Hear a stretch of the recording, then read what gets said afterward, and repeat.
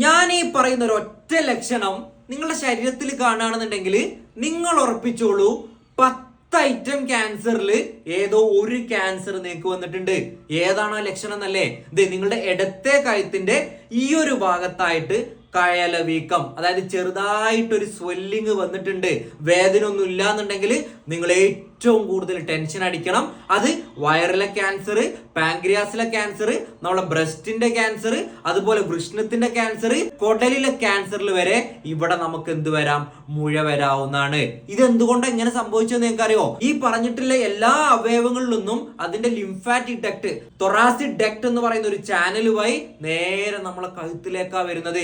അതുകൊണ്ടാണ് ഇങ്ങനെ ഒരു ലക്ഷണം കണ്ടിട്ടുള്ളത്. അപ്പൊ നിങ്ങളെ കഴുത്തിലൊരു മുഴ കണ്ടു കഴിഞ്ഞാൽ അത് ഏറ്റവും ഡേഞ്ചർ ആണ്. അത് ക്യാൻസർ ആണെന്നുള്ളത് ഓർത്തിരിക്കുക. ഈ ഒരു അറിവ് എല്ലാവരിലേക്കും വേണ്ടി നിങ്ങൾ ഷെയർ ചെയ്യുക. കാരണം നേരത്തെ തന്നെ ചികിത്സിച്ചു കഴിഞ്ഞാൽ ഇങ്ങനത്തെ ആളുകളെ നമുക്ക് രക്ഷിച്ചെടുക്കാവുന്നതാണ്. Stay healthy.